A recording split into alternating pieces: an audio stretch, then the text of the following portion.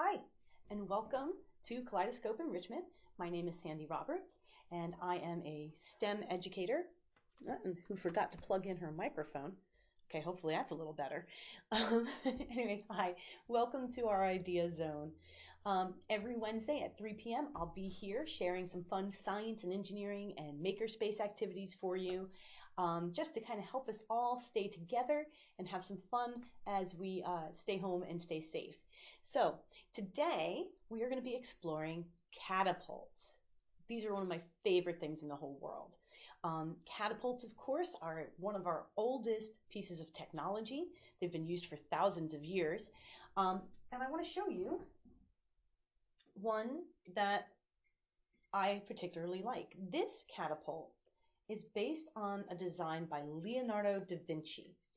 Leonardo da Vinci was a very famous artist, an engineer, an inventor. And this is what he came up with as a great idea for a catapult. Now, let's go over some of the basic parts of a catapult.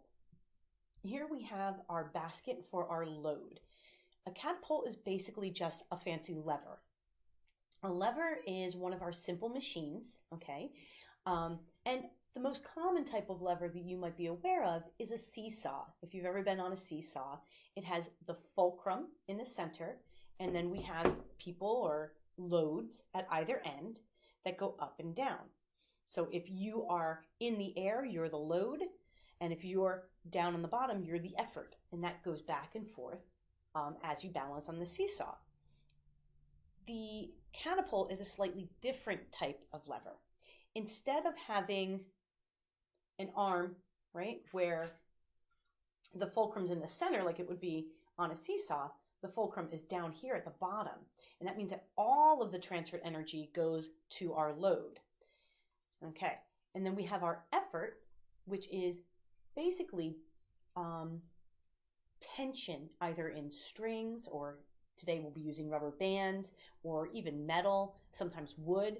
But the idea is that you tense and use, in this case, twisting of the strings to add tension and store energy in the catapult. That stored energy is called potential energy. And when you quickly release all that stored energy that you've built through the tension in the catapult, well, you get a very explosive result, right? You get kinetic energy, which is the energy of motion. So we have our lever with our load and our fulcrum. The effort is put in through the potential energy and the tension on this catapult. And Leonardo's design is really quite interesting. He's got a barrel with these two strings. That barrel has been wound. So these strings are really, like, you could feel, if you could feel them, you'd see they're very tight. And then he has this toothed gear right here, okay? And a wedge of wood underneath that gear that's holding it in place so it can't release.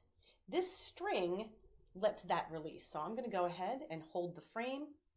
And here we go. I'm going to pull it, and there we go.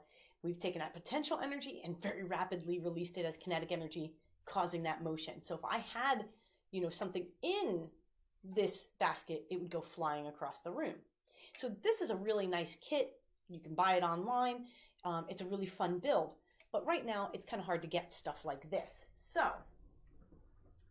instead, we are going to build out of some materials you might have sitting around the house instead. Here's my favorite of the catapults that I like to build. So if you've ever been to any of my programs at like the farmer's market or the pool or anything like that, you probably have seen me make this catapult many times. I'm just going to double check to make sure that we are streaming. We are definitely streaming. Good. I'm a little nervous about it now, right? Anyway, this is pretty much my favorite catapult because it's so easy to make. And it takes very minimal materials. So let me show you how this one works. Again, we've got that long arm for our lever, our fulcrum down on the bottom. Our load is going to go up here, okay? And the effort is created by the tension, in this case, in the rubber bands and in the wood. So let's see if I can hit my camera.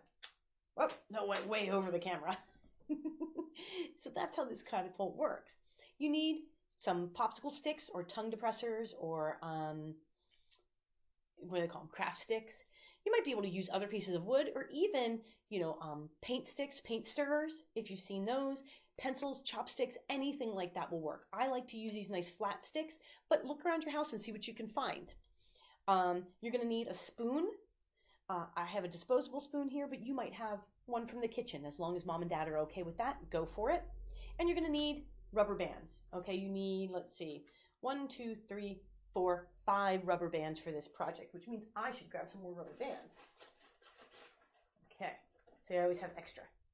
So you need rubber bands, and then you need something as your load. I'm using mini marshmallows. I usually shoot these outside, and then if it rains, they just dissolve. But you can use pom-poms. Try to use something soft, just in case you accidentally hit somebody. Obviously, you do not aim these towards someone, okay? You might want to put out bowls on the floor, or make a little target that you can aim at. You can even build maybe with some paper cups, and something to hit with your ammo, with your load, but we don't shoot at one another, okay? Because you don't want to end up with one of these in your eyes. It's not fun. So that's what you need for this project. All right, I'm going to switch to my other camera so that I can show you how to build this. Okay, here we go. I've got my sticks. I've got my rubber bands. Hello, where's my... It's frozen? Oh no. Is my camera frozen? What's going on? Okay, let's see what's happening here. Yeah, it does look like my camera froze. I am sorry, my friends. Give me 1 second. I'm having all kinds of technical difficulties today. Very frustrating. But we can get this up and running again really quickly. And, or maybe not. You know what? Maybe not. Today is just going to be the technical difficulty live stream. So we'll just do this a different way. No problem. Alrighty, I'm just going to move some stuff around. So I'm going to start by taking 5 sticks. All right, 5 sticks. 1, 2, 3, 4, 5. Now you can adjust this. You can make this thicker if you want to, or thinner. I start with 5. You can always prototype until you get just the results you want. I'm going to take a rubber band, put it around one end of the sticks, twist it into an X, and stretch it back over the other side. Then I'm just going to keep on doing that until I've got that nice and tight on my popsicle sticks. Do the same thing to the other side. I've actually timed myself. I can do this in like 15 seconds. I can build the whole thing in about 15 seconds. I've built so many of these over the years. So I've got my pile. I'm going to take 2 sticks, and I'm going to do the same thing. I'm going to bind them together on just one end. Okay, like that. Here we go. And then I'm going to just split these open and slide. All right, the big stack in between the 2 of the little stack. Now I'm going to take a rubber band, drape it over, okay, drape it over, and X, go under, and just keep twisting until it's nice and tight, okay?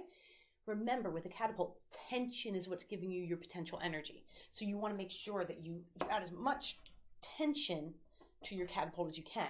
Now, if you're not familiar with working with rubber bands, this can be a challenge. You can ask for help. You might also want to wear some goggles because they can snap, especially if you're not used to working with them. So there we go. That's the basic catapult built. Then we get our spoon. All right. Where you place this spoon actually really affects how well your catapult works. A lot of times people want to just slide the spoon into that X and call it done, but it wobbles a lot. You're going to want to put another rubber band on it to hold it in place. Here's the cool thing about the lever part of a catapult. The length of the arm will affect how your load flies. So I usually like to kind of actually fudge this up a little bit and kind of put it out. You can kind of see here, it's actually above the popsicle stick. But again, that's something that you can experiment with and prototype with and see what gives you the best results. So there we go. That's our simple catapult. You just add your marshmallow right into the spoon, pull back in, hit the ceiling that time. So that's really easy to do. Now, say you don't have any sticks sitting around, and I can understand that. It's kind of a strange situation right now. Oh, hi Wenling, it's good to see you. Well, virtually. All right, here's another fun idea. We all have toilet paper rolls, maybe paper towel rolls sitting around. Well, if you take 3 of them, and again, you can adjust this. You might want to do 5 or 7. See how big a pyramid you can make. And I'm just gonna make a little stack, a little pyramid, a triangle, right? And take a rubber band, just put it around the side like that. Flip it, do the same on the other side. That couldn't be any easier, right? Now, I only have a little spoon with me today, but if you have a nice long wooden spoon or a spatula from the kitchen or something like that, that makes this really epic. Not only can you put a larger load on, like a big pom-pom or a big marshmallow, but that extra length in the arm of the lever is going to really set things flying. But you work with what you've got, right? That's how we do. So I'm just going to put my spoon on the front. It just ran away from me. Here we go. I'm having one of those days, guys. You ever have one of those days? Definitely having one of those days. All right. Once again, got our stack, got my spoon, and I'm just gonna pull the rubber band, and this is again adding that tension. Pull that spoon, pull that rubber band around, kind of wiggle it until you get it just where you like it, and some days you just have to laugh, right? Okay, there we go. So there we go. We would add our marshmallow and launch, and you can see this one, again, the longer your spoon or spatula, the better this one works. But if you can hear it, it hit the other side of the room. So this is probably the easiest catapult that you can possibly build. You could use just a spoon, but I find that adding the extra tension and giving it a nice solid base really gives a good launch. And try different things from the kitchen. Does a wooden spoon work better, or does a plastic spoon? Does a spatula work better than maybe a spoon does? So mix it up and see what actually gives you a good result. So that's idea number 2. The last one is kind of, for me, a nostalgic favorite. This is a project I used to do all the time in my STEM classes. It is the tissue box catapult. Now, I'm actually using a Ziploc bag box because it's what I had, so it doesn't have to be a tissue box. Whatever you've got is what you can use. But you're going to need a box of some sort. You may need a pair of scissors, okay? Because, for example, the box I'm going to use, I actually have to cut the top off. And you want something to help you put holes in there. You're going to need 3 pencils, okay? So whatever pencils you find from around the house. You do need a ruler because it's really important that you make sure that your holes line up on either side. And if they don't, you end up with a wonky catapult. It's not a pretty sight. So you want to make sure that you have a ruler so you can make sure that those are lined up just right. And then, of course, we're going to need a bunch of rubber bands and our classic spoon for our bucket. So this one works, and this one, again, is one of my personal favorites because it's very simple, but you can prototype and redesign this a million different ways to make it better. So here we go. I'm going to pull on back on my spoon, and there we go. This one I like because it keeps the load kind of low to the ground, so it goes a little further. You kind of conserve that force. All right, so this is pretty simple if you look kind of on the inside. And I know I wanted to use the document camera, but we're having one of those days. So what you have here is a T created out of pencils, and I'll show you how to do that. The pencil, the arm goes through the box, and you've got a rubber band, okay, that goes from your lever down into the box, and that is what is going to add that tension, okay? So let's give this one a build. I'm going to grab my box. This is a bamboo skewer box that I happen to have sitting around. Like I said, you don't have to have a tissue box. You just want to make sure that your box is strong enough to stand up to the tension created by the rubber bands.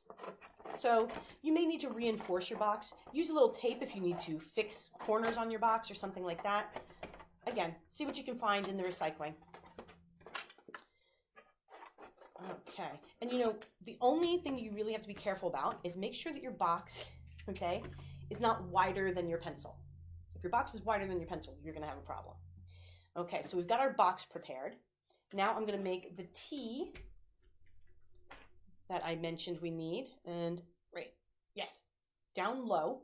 Keep the pointed end on the inside, okay, and keep the eraser out.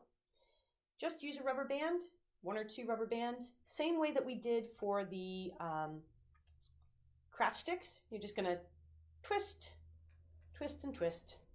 Go in both directions, horizontal and vertical, so that you get, so it doesn't twist on you, basically. Here we go. Doesn't have to be real fancy, but try and get it nice and tight because you don't want it to wiggle on you too much. Okay, there we go. That's pretty easy. Now we are going to attach a rubber band to the bottom of our lever. And the way you do this is very simple, and this is hard to do, I'm sorry. You're just going to put the rubber band behind the pencil and take one loop and feed it through the other loop and pull it. Almost like, I don't know, kind of a little bit like tying a shoe. And then just tighten it down so you get a loop on there. So this is going to attach to a hole in the front of our box. So let's put that in right now. I'm actually going to use a pencil to poke that hole. You want it low and center to the front of your box. Being very careful or asking for help. And again, this is a good spot to measure. I'm going to wing it because I've done like 3 of these today. Putting a hole right there. Now the idea is this rubber band is going to stretch and go into that hole. So what I like to do is kind of just hold that rubber band and play with this a little bit to get a sense of where I want to put my lever, my arm. So I know that I have enough tension, and it's gonna give me good tension and give me good potential energy and a good release of kinetic energy. So usually it's about 2/3 of the way back from the box. Okay, so I'm going to plan a little bit, take out my ruler. This box is about 8 inches long, so I'm going to say 2.5 inches from the back is probably a good spot. You can use your pencil, or I'm just going to grab a marker, and I'm just going to mark a dot 2.5 inches from the back. Now, I don't want to set my arms of my catapult too deeply into the box because that can actually get in the way of the movement of that lever. So I'm just going to measure down from the top of the box about 1 inch. Okay, there we go. So I've measured down about 1 inch and about 2.5 inches from the back. The measurements are going to be different for you. Your box is different. Your box is yours, okay? I see you're having one of those days too, huh? All right, so I'm just going to go ahead and make a little circle there so I know where to put my pencil through. And again, if you prefer with help from a parent, you can use your scissors. If you have an awl or a screwdriver, they work great, but since I'm using pencils anyway, again, making sure my fingers are out of the way, push my pencil through. Now, the challenge, of course, is to make sure that the hole on the other side matches this hole so I don't get a wonky catapult. So I'm just going to get out my trusty ruler, 2.5 inches, and 1 inch down. Mark that, and use my pencil to poke a hole very carefully, again, watching my fingers all the way through, because we want to make sure it gets good movement. All right, now I'm basically ready. I'm going to take, oh, that rubber band is coming off on me. Make sure we tighten it down. Okay, going to just fit that side of the pencil in, and the other side through this hole, and then just make sure it's kind of centered, right? And this is the toughest part for me. I don't have like very delicate, graceful fingers. But I'm going to take the rubber band from the bottom and I'm going to stretch it and push it through the hole in the front. Oh, that went pretty well this time. And I'm going to take my third pencil, I'm going to slide it, if you can see, slide it through that loop of rubber band so that it stays on the outside of the box. That's pretty much it. And now, oh, you know what? I miscalculated. So what's happening is, see, it's dragging on the bottom. So that means I need to just make this arm a little bit shorter so it doesn't hit the bottom. All done. No problem. See, and that's what I love about this. You can mess around with it and get it just the way you want. It's very forgiving. And then just need to grab myself a spoon. And again, you can use a real spoon. You can use a bottle cap glued on will work. Whatever you've got on hand, okay? Don't feel like you have to use exactly the same stuff I am. So I'm just going to go ahead, use a rubber band, and attach my bucket so I have a place to put my load. And I'm doing this the other way around. And again, you want to attach this pretty well. You might want to use more than a single rubber band. It's up to you. Okay, so there we go. I pull back and I've got a good launch. Let's give it a quick test, right? Dun-dun-dun-dun. Put that in there. And let's see, can I hit the camera? I've been trying all day. I did not hit the camera. Anyway, you can see that you can kind of work on that to see if you can get more tension in there, maybe get better movement of your pencils. So there's a lot of engineering here that you can really play with to get this to work just the way you want. All right, so those are my 3 ideas for some crazy catapults that you can build with stuff you can find around the house. Once you've mastered the catapult, you might want to move on to the ballista or the trebuchet. So I'm going to leave those to you to research, and maybe we'll do them a little bit later down the road. Thank you so much for coming today and for joining me here in our virtual classroom as it is. I hope that you're staying safe and healthy. And I will be back next Wednesday at 3 p.m. with more fun. We're going to be doing salad spinner, science, and art next week. So make sure that you come on back. And if you need even more than that, join me over at the Warren County Library Facebook site, because we are live streaming there twice a week. On Mondays at 2 p.m. we have Maker Monday, and on Fridays at 2 p.m. we have Friday Steam. So you can always come and check it out there. And then on Wednesdays, earlier in the day at 1 o'clock, I'm doing family maker camp programs. So this week we did PVC marshmallow shooters, and we'll have lots of fun projects over there. So you can find that on Facebook or on YouTube. You can go to my YouTube's channel, and I've got playlists of everything. So if there's something that you want, that you're interested in, make sure you send me your ideas. I want to hear from you. I want to see your catapults that you're creating. And I hope that you're staying safe and healthy and that you're making new and incredible things. I can't wait to be back at the farmer's market or the pool with you guys and make some stuff in person. Okay? Take care. I will see you all very, very soon, I hope. And